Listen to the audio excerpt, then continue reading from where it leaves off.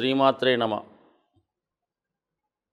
ఈ వీడియోలో మనం ఏప్రిల్ 1వ తారీఖు నుంచి 24 ఏప్రిల్ మధ్యకాలంలో శుక్రగ్రహం మీనరాశిలోకి ప్రవేశించడం జరుగుతుంది. అంటే శుక్రుడు తన ఉచ్చ రాశిలోకి ప్రవేశించడం జరుగుతుంది. సో ఈ కారణం వల్ల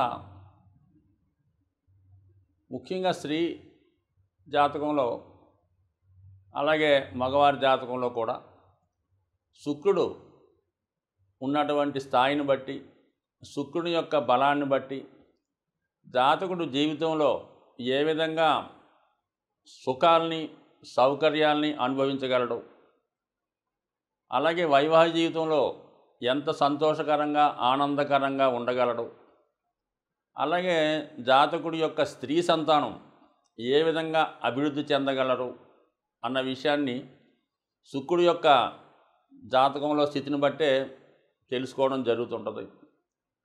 జాతకుడు ఒక ఖరీదైనటువంటి వస్త్రాలు ధరించాలన్నా, ఒక మంచి వాహనంలో ప్రయాణించాలన్నా, లేదు సమయానికి వివాహం జరగాలన్నా, అలాగే ఆరోగ్యకరమైన భార్య లభించాలన్నా ఇవన్నీ కూడా శుక్రుడు జాతకంలోని స్థితిని బట్టి రావడం జరుగుతుంటుంది.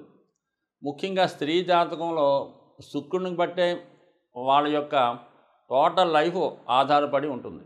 అంటే బాల్యంలో వాళ్ళు పుట్టినప్పుడు వారి యొక్క జీవన విధానం ఏ విధంగా సాగుతుంది, వాళ్ళ విద్య ఏ విధంగా నడుస్తుంది, అలాగే వివాహం ఏ సమయంలో జరుగుతుంది, అలాగే ఎవరితో జరుగుతుంది, వివాహం తర్వాత జీవితం ఏ విధంగా మారబోతుంది అన్న విషయంతో పాటు జాతకురాలు ఎంత మంచి నడవడిక క్యారెక్టరు కలిగి ఉంటారు, అలాగే వివాహం తర్వాత ఆ స్త్రీ అత్తమామలతో వాళ్ళ యొక్క బంధువులతో అంటే భర్త యొక్క బంధువులతో ఏ విధంగా నడుచుకుంటారు, తర్వాత ఆర్థిక స్థితి వివాహం తర్వాత ఏ విధంగా మారుతుంది, ఇవన్నీ కూడా స్త్రీ జాతకంలో శుక్రుడు ప్రముఖ పాత్ర వహించడం జరుగుతుంటుంది. అదే ఒకవేళ ఈ జన్మజాతకంలో శుక్రుడు బలహీనపడి, శుక్రుడు ఏ విధంగా బలహీనపడుతుంటాడు, తన నీచరాశి అయినటువంటి కన్యారాశిలో ఉన్న, లేదా రవికి అంటే సూర్యభగవానుడికి దగ్గరగా అంటే 10 డిగ్రీల లోపు ప్రయాణించినప్పుడు అప్పుడు కూడా జాతకుడు శుక్రుడు కంబస్ట్ అవ్వడం వల్ల ఇబ్బంది పడుతుంటాడు.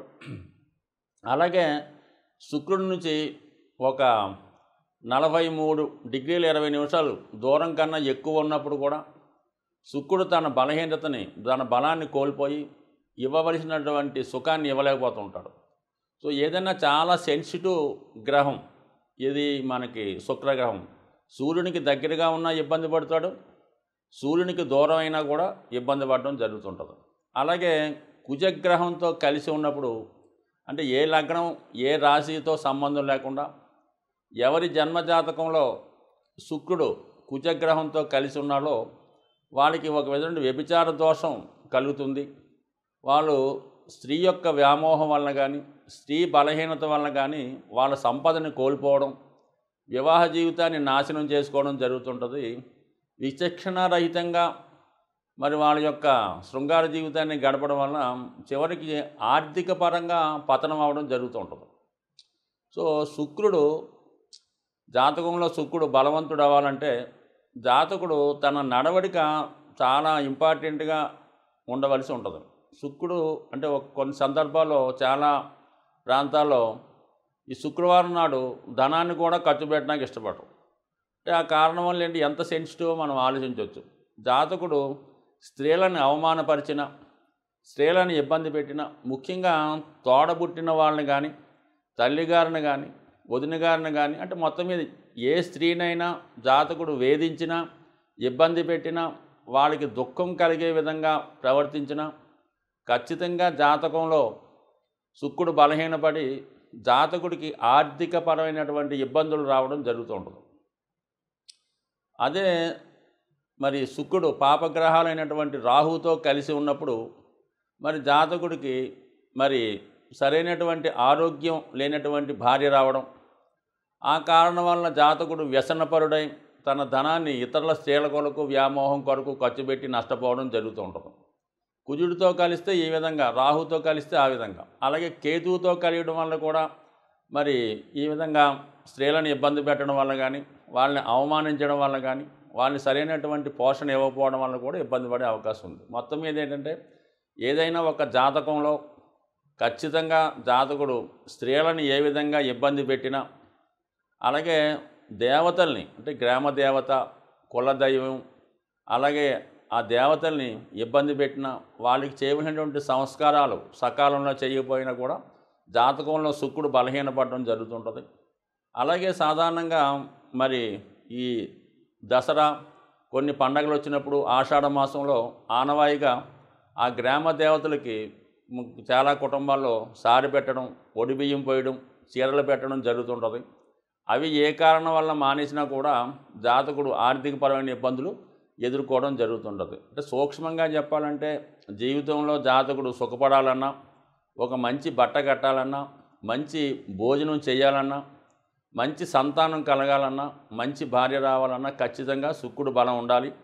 శుక్రుడు బలం లేకపోయినా శుక్రుడు బలం కోసం జాతకుడు ఈ ఇందాక చెప్పినటువంటి కార్యక్రమాలు నియమంగా తూచా తప్పంగా పాటించడం వల్ల తను ఉన్న ఇబ్బందుల నుంచి ఖచ్చితంగా బయటపడే అవకాశం ఉంటుంది. కాబట్టి ప్రతి ఒక్కరు కూడా మరి శుక్రుని యొక్క అనుగ్రహం కోసం ఎక్కువగా లక్ష్మీ అమ్మవారి ఆరాధన, లేదంటే ఏ స్త్రీ దేవత ఆరాధన కూడా చేసుకోవచ్చు, కానీ లక్ష్మి అన్నది మెయిన్గా ఆరాధన చేసుకోవడం వల్ల, అలాగే వాళ్ళ యొక్క కులదైవాన్ని పూజించడం, అలాగే కొంతమంది వారసత్వంగా వాళ్ళ కుటుంబంలో ఎవరన్నా ఏదో కారణం వల్ల వివాహం జరగకుండా కన్యగా ఉండగా మరణించిన అటువంటి వారికి కూడా తగు విధమైనటువంటి కార్యక్రమాలు, పూజా కార్యక్రమాలు చేయడం, వాళ్ళని దేవతల్లో కలపడం లాంటివి ఉంటాయి. అలాగే పితృదేవతల్లో కూడా ఆరాధించడం వల్ల శుక్రుడు బలవంతుడై జాతకుడికి మంచి స్థితి, మంచి ఆరోగ్యం, మంచి భార్య ఇచ్చే అవకాశం ఉంటుంది. తులారాశి వారికి శుక్రుడు రాష్ట్రాధిపతిగా అత్యంత ప్రాముఖ్యత కలిగినటువంటి గ్రహం. తులారాశి వారికి శుక్రుడు మరి స్వక్షేత్రం, అలాగే మూల త్రికోణ రాశి. సో ఆ కారణం వల్ల గోచారీత్యా శుక్రుడు ఎంత బలమైనటువంటి స్థానంలో ఉంటే జాతకుడి యొక్క సామర్థ్యం, ఆర్థిక స్థితి అంత బాగా పెరుగుతూ ఉంటుంది. అలాగే శుక్రుడు ఎంత బలహీనపడితే జాతకుడి యొక్క సామర్థ్యం, ఆర్థిక స్థితి చాలా వీక్ అవ్వడం జరుగుతూ ఉంటుంది. ఉదాహరణకి మరి శుక్రుడు తులారాశిలో మూల త్రికోణ రాశి అవుతూ 12వ స్థానం అయినటువంటి కన్యరాశిలో ఉన్నప్పుడు తన బలహీనమైనటువంటి నీచ స్థానంలో ఉండడం వల్ల జాతకుడు తన యొక్క సామర్థ్యాన్ని కోల్పోయి అవినీతికరమైనటువంటి కార్యక్రమాల్లో పాల్గొనడం, తక్కువ స్థాయి జీవితాన్ని గడుపుతూ ఉంటాడనమాట. అంటే ఏదన్నా భోజనం చేసే విషయంలో కానీ, వాహన విషయంలో కానీ, ఏదైనా వివాహ విషయంలో కానీ కొద్దిగా స్థాయికి తగ్గి ఇబ్బంది పడుతూ ఉంటాడు. అది ప్రస్తుతం మరి శుక్రుడు ఉచ్చ స్థానంలోకి రావడం జరిగింది, అంటే అత్యంత బలవంతమైన స్థానంలోకి రావడం జరిగింది.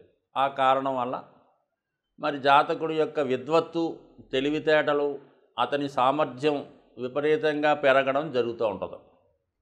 శుక్రుడు కళల కారకుడు.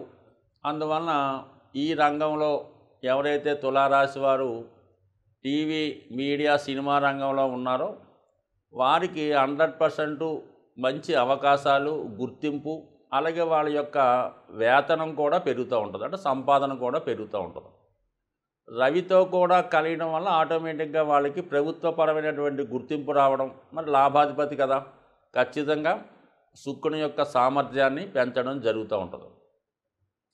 అయితే మరి ఇదే సమయంలో రాహు కూడా అక్కడ ఉండడం వల్ల ఇదే రాశిలో ఉన్నటువంటి సాఫ్ట్వేర్ రంగంలో ఉన్న వాళ్ళకి, అలాగే వైద్య వృత్తిలో ఉన్న వాళ్ళకి కూడా మంచి గుర్తింపు, కొత్త విషయాలు తెలుసుకోవడం జరుగుతూ ఉంటుంది.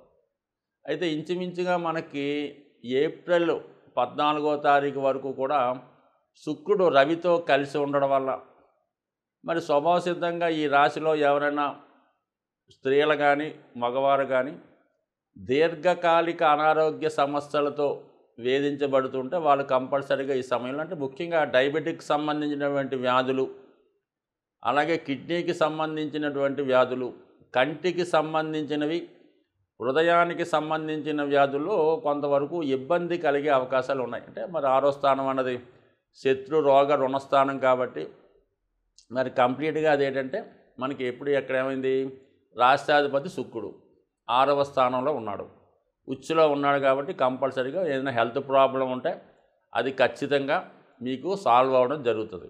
అదే మరి బలహీనంగా ఉంటే ఇబ్బంది కలుగుతుందన్నమాట. అందుకని నిరభ్యంతరంగా మరి మీకు ఎటువంటి ఇబ్బంది వచ్చినా, అనారోగ్య సమస్యలు ఉన్నవాళ్ళు ధైర్యంగా మీరు వైద్యాన్ని చేయించుకొని దాని నుంచి 100% బయటపడవచ్చు.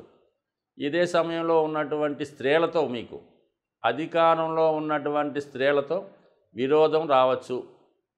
ముఖ్యంగా రాజకీయ రంగంలో ఉన్నటువంటి స్త్రీలు మరి అపోజిషన్ పార్టీతో కానీ వారి పై అధికారులతో కానీ కంపల్సరీగా కొంతవరకు విభేదాలు, చికాకులు ఎదుర్కోవడం జరుగుతుంది. అయితే విజయం వీళ్ళకే లభిస్తుంది, కానీ టెంపరీగా కొంత విభేదాలు స్త్రీల విషయంలో స్త్రీలతో విభేదాలు రావచ్చు. స్త్రీలకు కూడా స్త్రీలతోనే విభేదాలు రావచ్చు కాబట్టి జాగ్రత్తగా ఉండాలి. అదే ముఖ్యంగా వివాహం అయినటువంటి స్త్రీలైతే వాళ్ళ అత్తగారితో కానీ, అత్తగారితో సమానమైనటువంటి బంధువులతో కానీ విభేదాలు లాంటివి వచ్చే అవకాశం ఉంది కాబట్టి చాలా జాగ్రత్తగా వ్యవహరించడం మంచిది. అంటే రాహువు, శుక్రుడు, రవి అదే స్థానంలో ఉండడం వల్ల మరి వివాహ జీవితంలో కానీ, అలాగే అత్తాకోడళ్ళ బంధంలో కానీ, ఈవెన్ తల్లి కూతుళ్ళ బంధంలో కూడా ఇతరుల యొక్క ప్రమేయం వల్ల, ఇతరుల యొక్క ఇన్వాల్వ్మెంట్ వద్ద మీ యొక్క కుటుంబంలో సమస్యలు వచ్చే అవకాశం ఉన్నది.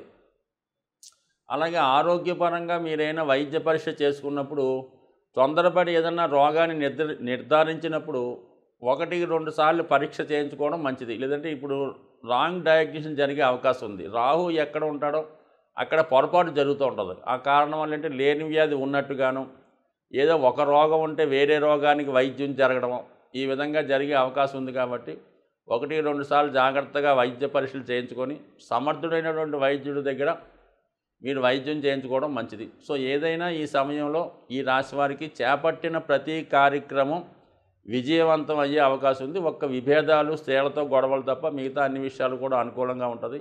రాజకీయ రంగంలో ఉన్న వాళ్ళకి తప్పనిసరిగా విజయ అవకాశాలు చాలా అనుకూలంగా ఉన్నాయి. ఎందుకంటే రవి ఉచ్చులోకి వెళ్తున్నాడు కాబట్టి శుక్రుడు యొక్క బలాన్ని 100% అంటే ఒక విధంగా శుక్రుడు రవితో కలిసి కంబస్ట్ అయినప్పుడు కూడా అది వివాహ ముహూర్తాలకు ఇబ్బంది పెడుతుంది తప్ప వ్యక్తిగత విషయాల్లో ఖచ్చితంగా అధికార హోదా కలగడం, అలాగే వ్యక్తిగతంగా వాళ్ళ సామర్థ్యం పెరిగే అవకాశం ఉంది. కొన్ని సందర్భాల్లో అనారోగ్యానికి కూడా కారణం అవుతుంటుంది. బట్ ఏదైనా మీకు మంచి జరుగుతుంది తప్ప ఎట్టి పరిస్థితుల్లో కూడా నష్టం కలిగించే అవకాశం లేదు. బట్ ఏదైనా ఈ రాశివారు నిరంతరం ఎప్పుడూ కూడా శుక్రుని యొక్క మేలు కొరకు, శుక్రుని యొక్క బలం కొరకు 100% కనకదుర్గ అమ్మవారిని కానీ, లక్ష్మీ అమ్మవారిని కానీ, నిరంతరం ఏదైనా స్త్రీ దేవత కానీ ఆరాధించడం వల్ల 100% చేపట్టిన కార్యక్రమాల్లో విజయం లభించే అవకాశం ఉంది. స్వస్తి.